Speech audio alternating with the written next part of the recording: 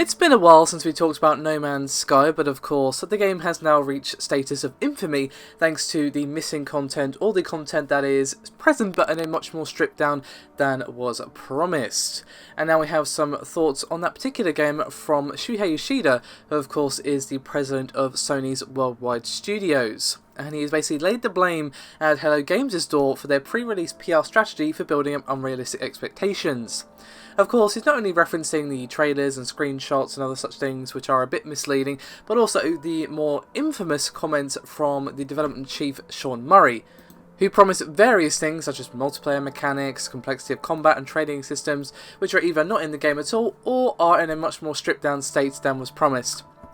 Now, he recently discussed the topic of No Man's Sky at the Tokyo Game Show, and he said, quote, "I had the opportunity to play the game right before launch, and I restarted playing the game on launch day with the day one patch, so I could see the struggle for the developers to get the game out in the state that they wanted." And apparently, Yoshida actually really enjoyed playing the game, but he also understood why people may not feel the same way after all the promises that were made. And he said, quote, "I understand that some of the criticisms, especially Sean Murray, is getting because he sounded like he was promising more features in the game from day one. It wasn't a great PR strategy because he didn't have a PR person helping him, and in the end he is an indie developer. But he says their plan is to continue to develop No Man's Sky features and such, and I'm looking forward to continuing to play the game."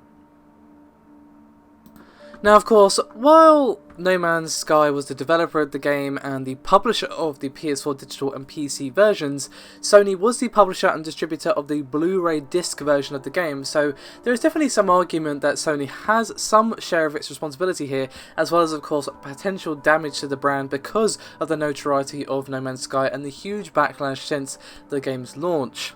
And Yoshida said about this particular topic, quote, "I'm super happy with the game actually, and I'm amazed with the sales the game has gotten, so I'm not the right person to judge if it has quote-unquote harmed the PlayStation brand. I personally don't think so. If anything, I am proud that people can play No Man's Sky on PS4 as well as PC."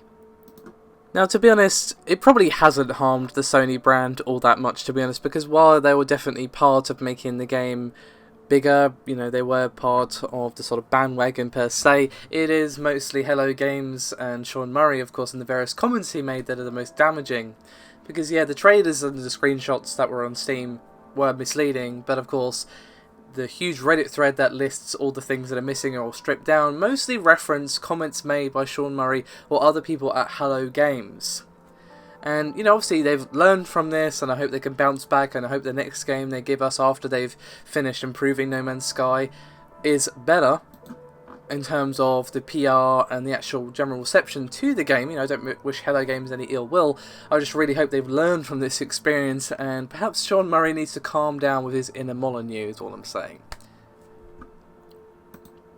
You know, many people have been enjoying the game, which is great. Many people have not enjoyed the game for various reasons, and that's also their prerogative. But I do feel like Sony does have some part of this, especially since they have been refusing refunds, even though the game was, to many people, not what was promised, and of course it's a bit buggy and yada yada yada, and that's obviously on PS4, not on PC. On PC, you can get a refund as long as you've played less than 2 hours, of course, and within 14 days, but PS4, not so much. If you start downloading the game, that's it. You can't get a refund, which makes zero sense, to be quite honest, and they need to really, really update their refund policy. But yeah, some interesting thoughts from Yoshida there.